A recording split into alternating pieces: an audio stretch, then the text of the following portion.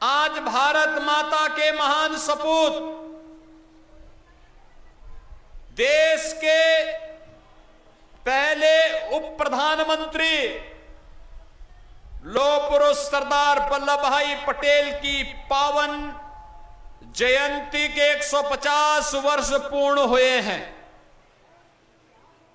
आज प्रधानमंत्री मोदी जी के आह्वान पर देश के अंदर 600 से अधिक स्थानों पर राष्ट्रीय एकता दौड़ के माध्यम से अखंड भारत के शिल्पी लौह पुरुष सरदार वल्लभ भाई पटेल को नमन करते हुए पूरा भारत उनके प्रति कृतज्ञता ज्ञापित कर रहा है। बहनों और भाइयों, आज जो भारत है, देशी रियासतों को भारत गणराज्य का हिस्सा बनाने के लिए अपनी दूरदर्शिता और दृढ़ प्रतिज्ञ भाव के साथ लौह पुरुष सरदार वल्लभ भाई पटेल ने जो कार्य किया था, 2 रियासत जूनागढ़ और हैदराबाद तैयार नहीं हो रहे थे। वे ब्रिटिश शासन के साजिश का शिकार थे।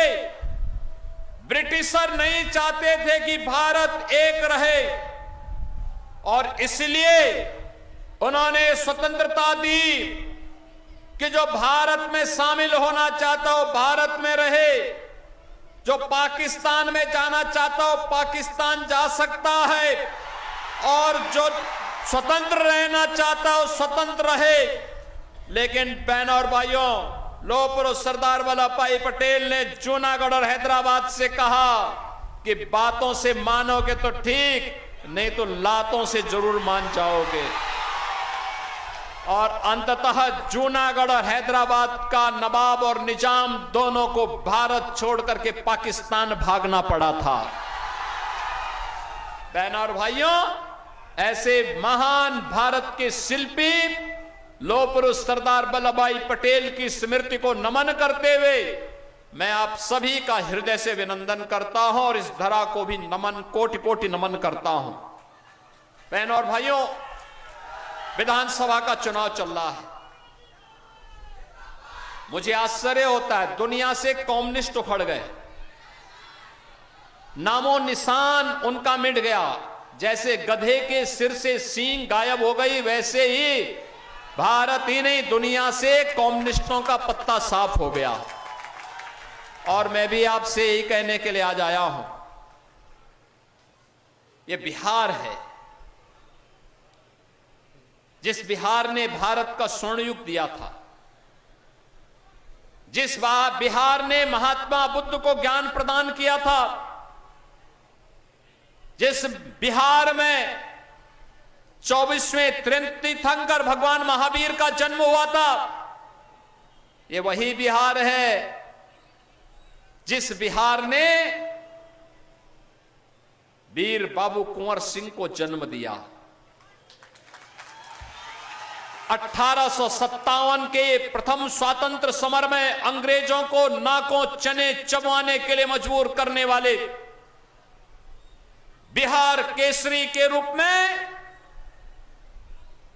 बाबू वीर कुंवर सिंह ने आरा से लेकर के आजमगढ़ तक अंग्रेजों को पीछे धकेलने का काम किया था और स्वतंत्र क्षेत्र का घोषणा करके भारत की स्वतंत्रता की घोषणा भी कर दी थी। बहनों और भाइयों, यह धरती अन्याय बर्दाश्त नहीं करती। इस धरती में मुगल आक्रांता हुमायूं को भी अपनी जान को बचा करके भागने के लिए मजबूर होना पड़ा था। यह बिहार की धरती है जिसने भारत के पहला राष्ट्रपति राजेंद्र बाबू को, जिस धरती ने देश के दूसरे उप प्रधानमंत्री बाबू जगजीवन राम को, जिसने देश की आजादी के बाद भारत के अंदर लोकतंत्र के गले को घोंटने का काम जब कांग्रेस के द्वारा किया जा रहा था, भारत के लोकतंत्र को बचाने के लिए बिहार के नौजवानों के माध्यम से भारत के नौजवानों को एकजुट किया था। ऐसे जयप्रकाश जी का और कर्पूरी ठाकुर जी ने भी जिस धरा पर जन्म लिया हो, बहनों और भाइयों, वह बिहार जब अंगड़ाई लेता है तो भारत अंगड़ाई लेता है। बिहार जब स्वर्ण युग में जाता है तो भारत स्वर्ण युग में जाता है। और जब प्रधानमंत्री जी ने कहा है विकसित भारत, तो विकसित भारत के लिए विकसित बिहार भी आवश्यक है। विकसित बिहार के लिए पिछले 20 वर्ष में नीतीश बाबू के नेतृत्व में सुशासन की आधार मजबूत की गई है। अब इसमें एक सुदृढ़ इमारत का निर्माण करना है, मजबूत इमारत का निर्माण करना है। और इसके लिए सौभाग्य से आपकी अग्नि परीक्षा थी कि चुनावी रैली में जनता का समर्थन किस रूप में प्राप्त होता है, क्योंकि कमल तो कीचड़ में ही खिलता है। और आपकी उपस्थिति बताती है अब लाल सनाम नहीं, जय श्री राम का नारा लगेगा। अयोध्या में राम जन्मभूमि की तर्ज पर सीतामढ़ी में राम जानकी का भी भव्य मंदिर का निर्माण होगा। आज के बिहार में अब क्या नहीं है, याद करिए, आरजेडी की लालटेन ने यहां पर अंधियारा लाया था। आप सोचो, लालटेन लेके लोग चलते थे। लालटेन युग में जब मर्जी आती थी बंद कर देते थे और फिर डकैती डालते थे, गरीबों के हक पर डकैती। आरजेडी की समय में सड़क नहीं, स्कूल नहीं, चिकित्सालय नहीं, इंजीनियरिंग कॉलेज नहीं, रेल नहीं, नौकरी नहीं, राशन नहीं। और आज एनडीए की डबल इंजन की सरकार है। प्रधानमंत्री मोदी जी के नेतृत्व में, उनके मार्गदर्शन में, नीतीश बाबू के नेतृत्व में बिहार के अंदर आज बिहार के अंदर सड़क की कनेक्टिविटी है, रेलवे की बेहतर सुविधा है, एयर कनेक्टिविटी बढ़ रही है, मेट्रो के संचालन की कार्रवाई आगे बढ़ रही, पटना में प्रारंभ हो चुकी है, इनलैंड वाटरवे की सुविधा तेजी के साथ आगे बढ़ रही है, 4 लेन के एक्सप्रेसवे बन रहे हैं, engineering college, school, degree colleges, medical colleges की स्थापना हो रही है। और अब बिहार के नौजवानों के लिए रोजगार है, अन्नदाता किसानों के लिए प्रधानमंत्री किसान सम्मान निधि का लाभ है। बिहार के अंदर अब देश के अंदर अगर आप देखेंगे, प्रधानमंत्री मोदी जी के नेतृत्व में 80 करोड़ लोग फ्री में राशन की सुविधा का लाभ प्राप्त कर रहे हैं, 50 करोड़ लोगों को फ्री में स्वास्थ्य की सुविधा उपलब्ध करवा दी गई है, 46 करोड़ लोगों के बैंकों में खाते खोल करके भ्रष्टाचार मुक्त व्यवस्था देने का काम हुआ है। बहनों और भाइयों, 12 करोड़ गरीबों के घर में शौचालय, 4 करोड़ गरीबों के घर में आवास की सुविधा, यह किसी ने किया है? एनडीए की मोदी जी के नेतृत्व की सरकार ने और नीतीश बाबू ने मिलकर के किया है। ये इंडी गठबंधन जो आज यहां पर कम्युनिस्ट के नाम पर, एमआलए के नाम पर या आरजेडी और कांग्रेस के नाम पर आया है, बहनों और भाइयों, ये इसलिए आया है जिससे गरीबों के राशन पर डकैती डाल सके। ये इसलिए आया है क्योंकि पुराना अनुभव है, पहले राशन मिलता नहीं, गरीबों को मिलता नहीं था आरजेडी के समय, और गरीबों के राशन को तो खाया ही खाया, इन्होंने तो पशुओं के चारे को भी खा दिया था। ये वही लोग हैं, बात गरीबों की करेंगे और गरीबों के गटई को दबाने का काम भी करेंगे।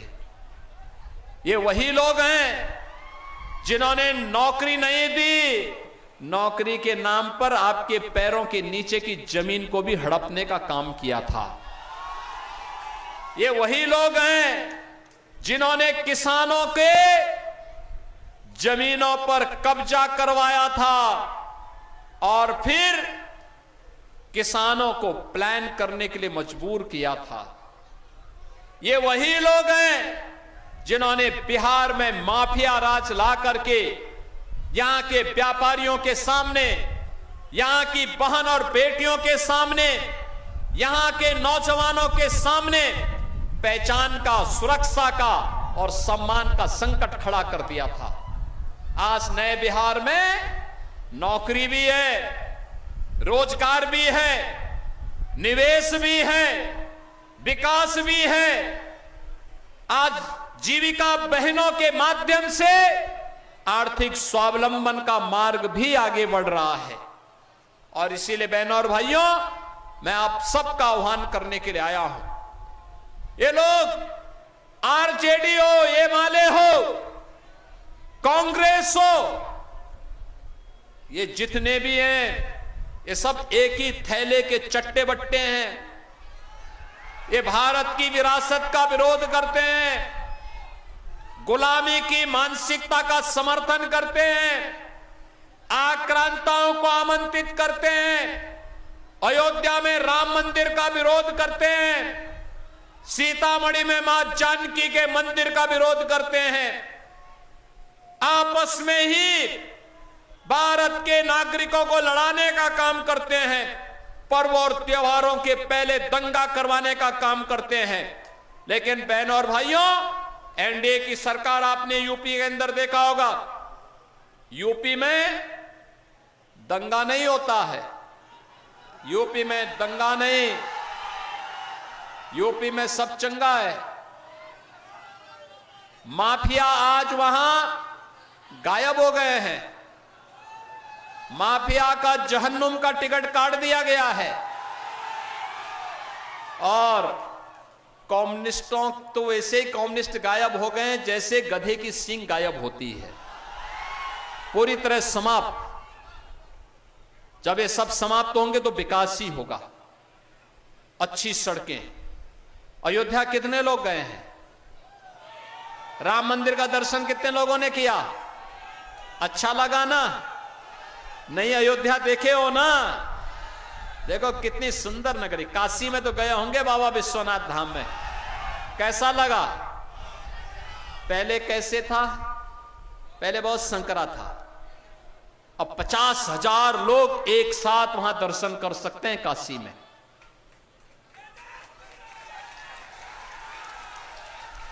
दस लाख लोग एक दिन में दर्शन करते हैं काशी में।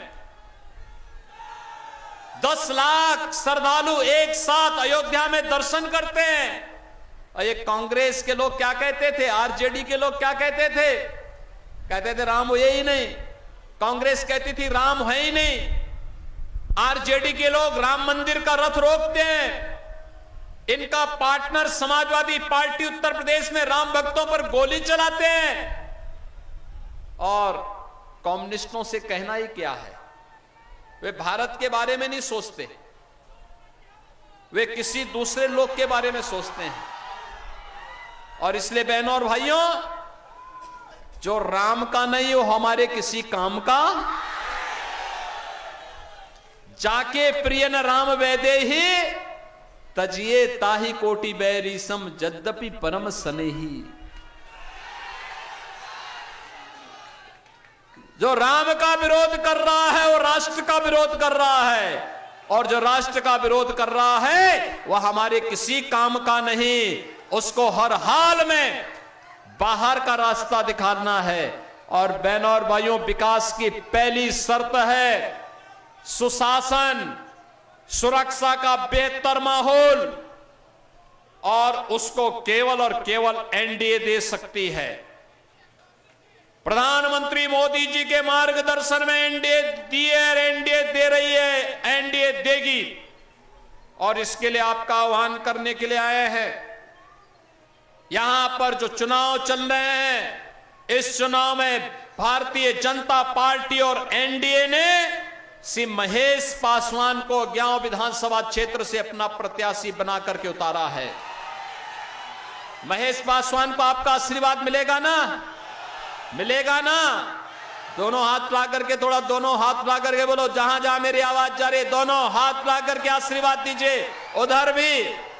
उधर भी ये हेलीकॉप्टर के पीछे छत के ऊपर जितने लोग हैं, ये लोगों से मैं अनुरोध करूंगा, सभी लोग जो जहां पर है वहीं से आशीर्वाद दो, क्योंकि यहां तो कीचड़ है, यहां पे कीचड़ है, यहां आना कठिन था, लेकिन आप उसके बाद भी आए हैं, तो महेश पासवान को आशीर्वाद देंगे ना? कमल खिलाएंगे ना? इस धरती पर कमल ही खिलना है। कमल खिलाने के लिए तैयार हैं? इसके लिए घर घर जाना होगा, एक एक घर से वोट देना होगा। वैसे मैं देख रहा हूं हर घर में केसरिया लहरा रहा है, हर घर में बजरंग बली का पताका फहरा रहा है ना? तो बजरंगी जो फहरा रहे हैं, ये केसरिया जो लहरा रहा है, ये कमल के फूल के रूप में एनडीए की सरकार बनने के लिए भी महेश पासवान को आशीर्वाद के रूप में मिलना चाहिए। मिलेगा? तो मेरे साथ बोलेंगे एक साथ, जय श्री राम, जय श्री राम, जय जय श्री राम।